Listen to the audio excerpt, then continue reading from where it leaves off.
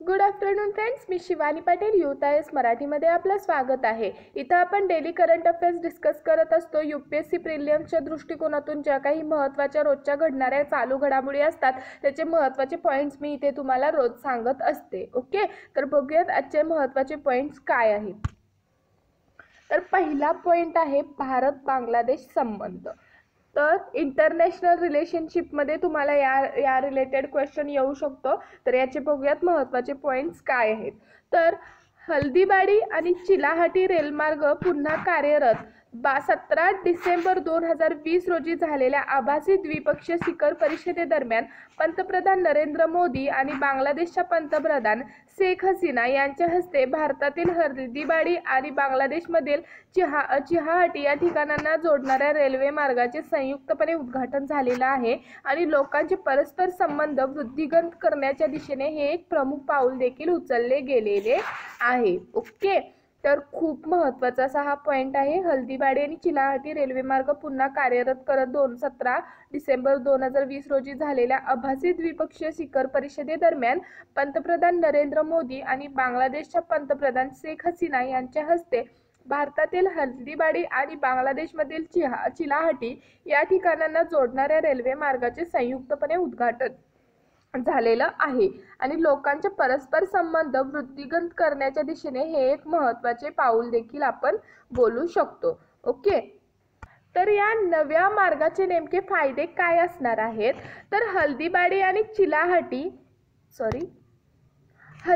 आणि चिलाहाटी मार्ग आसाम आणि पश्चिम बंगालमध्ये बांगलादेशात जाण्यासाठी फायदेशीर ठरणार आहेत आणि हा मार्ग प्रादेशिक व्यापाराच्या वाढीला आधार देण्यासाठी आणि त्या क्षेत्राच्या आर्थिक व सामाजिक विकासाला प्रोत्साहित करण्यासाठी मुख्य बंदरे, सुकी बंदरे आणि भौगोलिक सीमांवर रेल्वे सुलभता वाढवणार आहे। तसेच पुढे दोन्ही देशांचे सामान्य नागरिक आणि व्यापारी माल आणि प्रवासी वाहतुकीचा लाभ घेऊ शकणार। तसेच नवीन मार्ग कार्यान्वित झाल्यामुळे बांगलादेशातील पर्यटन नेपाळ, भूटान इत्यादी देशांव्यतिरिक्त दार्जिलिंग, सिक्कीम, डुवर्स यांसारख्या ठिकाणी सहज भेट देऊ शकणार आहेत। ओके, तर खूप महत्त्वाचं असं जे हल्दीबाडी आणि चिलाहाटी मार्ग आसाम आणि पश्चिम बंगालमधून बांगलादेशात जाण्यासाठी फायदेशीर ठरणार आहेत आणि हा रेल्वे मार्ग प्रादेशिक व्यापाराच्या वाढीला आधार देण्यासाठी आणि त्या क्षेत्राच्या आर्थिक व सामाजिक विकासाला प्रोत्साहित करण्यासाठी मुख्य बंदरे, सुकी बंदरे आणि भौगोलिक सीमांवर रेल्वे सुलभता वाढवणार आहे। पुढे दोन्ही सीमांचे सामान्य नागरिक आणि व्यापारी माल आणि प्रवासी वाहतुकीचा लाभ घेऊ शकणार आहेत। तसेच नवीन मार्ग कार्यान्वित झाल्यामुळे बांगलादेशातील पर्यटक नेपाळ, भूटान इत्यादी देशांव्यतिरिक्त दार्जिलिंग, सिक्कीम आणि डुवर्स यांसारख्या ठिकाणी देखील सहज भेट देऊ शकणार आहेत। ओके, त्यानंतर बघूयात आपण सावित्रीबाई फुलेंची जयंती महिला शिक्षक दिन म्हणून साजरी होणार आहे असं मुख्यमंत्र्यांनी आश्वासन दिलेलं आहे त्या रिलेटेड। तर क्रांतीज्योती सावित्रीबाई फुले यांचा जन्मदिन आता महिला शिक्षण दिन म्हणून साजरा केला जाणार आहे। ओके, तर सर्वात महत्त्वाचं सावित्रीबाई फुले यांची जयंती केव्हा असते हे तुम्ही मला खाली कमेंट बॉक्समध्ये सांगायचं आहे। ओके, तर मुख्यमंत्री उद्धव ठाकरे यांनी याला मंजुरी दिलेली आहे अशी माहिती अन्न नागरी पुरवठा व ग्राहक संरक्षण मंत्री छगन भुजबळ यांनी ट्विटरद्वारे दिलेली आहे। तर भुजबळ म्हणालेले आहेत की महात्मा ज्योतिराव फुले आणि क्रांतीज्योती सावित्रीबाई फुले यांनी बहुजन समाजाला मुख्य प्रवाहात आणण्यासाठी आपलं संपूर्ण जीवन वेचलेलं आहे आणि स्त्रियांना मुख्य प्रवाहात आणण्याचे काम फुले दाम्पत्यांनी केले। त्यामुळे सावित्रीबाई फुले यांच्याप्रती कृतज्ञता व्यक्त करण्यासाठी त्यांचा जन्मदिन हा महिला शिक्षण दिन म्हणून साजरा करण्यात यावा अशी मागणी निवेदनाद्वारे मुख्यमंत्री यांच्याकडे केली। मुख्यमंत्र्यांनी हे निवेदन स्वीकारत मागणी ही मान्य केली। त्याचबरोबर हा दिवस देशभरात महिला शिक्षण दिन म्हणून साजरा केला जावा यासाठी महाराष्ट्र शासनाच्या वतीने केंद्र सरकारकडे मागणी करण्यात येणार असल्याचेही त्यांनी सांगितलेलं आहे। ओके, तर तुम्ही मला खाली कमेंट बॉक्समध्ये सर्वात महत्त्वाचं म्हणजे सावित्रीबाई फुले यांची जयंती कधी असते हे सांगायचं आहे आणि क्रांतीज्योती सावित्रीबाई फुले यांचा जो जन्मदिन आहे तो आता महिला शिक्षण दिन म्हणून साजरा केला जाणार आहे आणि मुख्यमंत्री उद्धव ठाकरे यांनी याला मंजुरी देखील दिलेली आहे आणि अशी माहिती अन्न नागरी पुरवठा व ग्राहक संरक्षण मंत्री छगन भुजबळ यांनी ट्विटरद्वारे दिलेली आहे।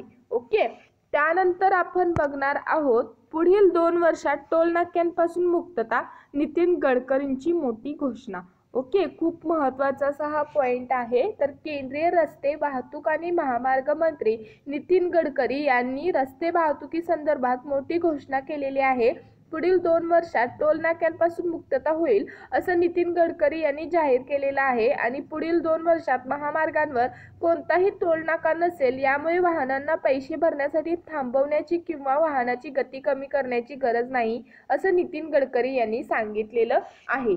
ओके, तर नितीन गडकरी असोचॅम कॉन्फरन्समध्ये बोलत होते. यावेळी त्यांनी मंत्रालय सध्या GPS यंत्रणेच्या सहाय्याने टोल वसूल करण्याच्या प्रस्तावावर काम करत असल्याची माहिती दिली. सर्व नवी वाहने GPS सिस्टीमशी जोडले जातील असंही यावेळी त्यांनी सांगितलं. आणि GPS यंत्रणेच्या सहाय्याने बस तसेच ट्रक चालकांकडून टोल वसूल केला जाणार आहे. GPS यंत्रणा या वाहनांनी किती अंतर पार केलं आहे याचं मोजमाप करून आपोआप टोलची रक्कम वसूल केली जाईल. सध्या फास्टॅग या नव्या प्रणालीमुळे टोल नाक्यांवरील वाहनांचा वेग कमी होण्याचं किंवा थांबण्याचं प्रमाण कमी झाल्याचं समोर आलेलं आहे. आणि नितीन गडकरी यांनी चालू आर्थिक वर्षात राष्ट्रीय महामार्गावर वसूल होणाऱ्या टोलची रक्कम 34,000 कोटी इतकी असेल अशी माहिती दिलेली आहे. गतवर्षी ही रक्कम 24,000 कोटी इतकी होती असंही त्यांनी सांगितलेलं आहे. ओके, लक्षात घ्या, खूप महत्त्वाचं असं हे आहे की ऑस्मॉस कॉन्फरन्समध्ये बोलत असताना त्यांनी ही मोठी घोषणा केलेली आहे. आणि यावेळी त्यांनी मंत्रालय सध्या GPS यंत्रणेच्या सहाय्याने टोल वसूल करण्याच्या प्रस्तावावर काम करत असल्याची माहिती त्यांनी दिलेली आहे. ओके, तर सर्व नवी वाहनं GPS सिस्टीमशी जोडली जातील असंही यावेळी त्यांनी सांगितलेलं आहे. आणि GPS यंत्रणेच्या सहाय्याने बस तसेच जे काही ट्रक चालकांकडून टोल वसूल केला जाणार होता ते आता GPS यंत्रणा या वाहनांनी किती अंतर पार केलं आहे याचं मोजमाप करून आपोआप टोलाची रक्कम वसूल केली जाईल असं त्यांनी सांगितलेलं आहे. आणि सध्या फास्टॅग या नव्या प्रणालीमुळे टोल नाक्यांवरील वाहनांचा वेग देखील कमी होण्याचं प्रमाण, थांबवण्याचं प्रमाण देखील कमी झाल्याचं आता समोर आलेलं आहे. ओके, त्यानंतर नितीन गडकरी यांनी चालू आर्थिक वर्षात राष्ट्रीय महामार्गावर वसूल होणाऱ्या टोलची रक्कम 34,000 कोटी इतकी असेल अशी माहिती दिलेली आहे. आणि गतवर्षी ही रक्कम 24,000 कोटी इतकी होती असंही त्यांनी सांगितलेलं आहे. ओके, तर लक्षात घ्या, आजच्या चालू घडामोडींमध्ये आपण खूप महत्त्वाचे असे पॉईंट्स बघितलेले आहेत. त्यामध्ये पहिल्यांदा आपण भारत बांगलादेश संबंधाविषयी माहिती बघितलेली आहे. आणि यामध्ये जे काही हल्दीवाडी आणि चिलाहाटी रेल्वेमार्ग कार्यरत करण्याचे जे काही प्रस्ताव होता त्याच्यावर आपले पंतप्रधान नरेंद्र मोदी यांनी द्विपक्षीय शिखर परिषदेदरम्यान जे काही सांगितलं आहे त्याबद्दल आपण बघितलेलं आहे. ओके, आणि ह्या नव्या मार्गाचा नेमका फायदा काय असणार आहे ते देखील इथं सांगितलेलं आहे मी. त्यानंतर सावित्रीबाई फुलेंची जयंती महिला शिक्षण दिन म्हणून साजरी होणार आहे, त्या रिलेटेड माहिती देखील आपण बघितलेली आहे. आणि त्यानंतर पुढील 2 वर्षात टोल नाक्यांपासून मुक्तता मिळणार आहे असं नितीन गडकरी यांनी मोठी घोषणा केलेली आहे. आणि त्या अंतर्गत GPS सिस्टीम प्रणाली आपण चालू करणार आहोत याची देखील माहिती इथं आपण बघितलेली आहे. ओके, तर लक्षात घ्या, चालू घडामोडी हा जो काही पॉईंट आहे तो UPSC प्रिलियम्स असो, MPSC असो किंवा कोणतीही सरसेवा असो, या सर्व परीक्षेच्या दृष्टिकोनातून खूप महत्त्वाचा असा हा पॉईंट आहे.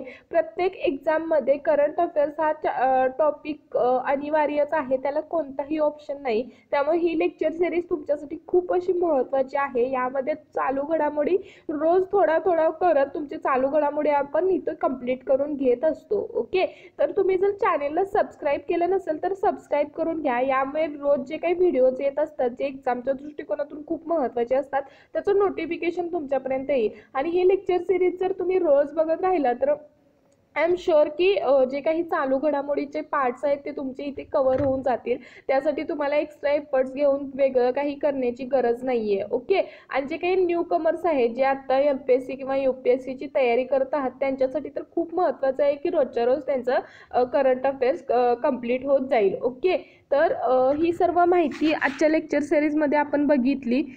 जर याची तुम्हाला PDF हवी असेल तर आमच्या UTIS ऑफिशियल मराठी या टेलिग्राम चॅनलवरून तुम्ही डाउनलोड करून घेऊ शकता. तिथं जर तुम्हाला हवी असेल तर मेसेज करा, मी तिथे तुम्हाला अवेलेबल करून देईल. तसेच UPSC मेन्सच्या दृष्टिकोनातून सर्वात महत्त्वाचा पार्ट म्हणजे आन्सर रायटिंग. तर आन्सर रायटिंगमध्ये खूप विद्यार्थ्यांना खूप प्रॉब्लेम्स वगैरे येत असतात. त्यासाठी आम्ही आमचा आन्सर रायटिंग प्रोग्राम सिरीज देखील सुरू केलेली आहे. यामध्ये आम्ही तज्ज्ञ मार्गदर्शकांकडून तुमचे आन्सर चेक करून घेत असतो आणि त्याचा रिव्ह्यू तुम्हाला देत असतो. त्याची फीस देखील अफोर्डेबल आहे बाकीच्या क्लासच्या मानानं. त्याची देखील इन्फॉर्मेशन घ्यायची असेल तर आमच्या चॅनलवर जाऊन तुम्ही त्याची इन्फॉर्मेशन घेऊ शकता. ओके, तर लेक्चर आवडल्यास लाईक, शेअर आणि सबस्क्राईब करायला विसरू नका. तसेच लेक्चर शेवटपर्यंत बघितल्याबद्दल थँक्यू.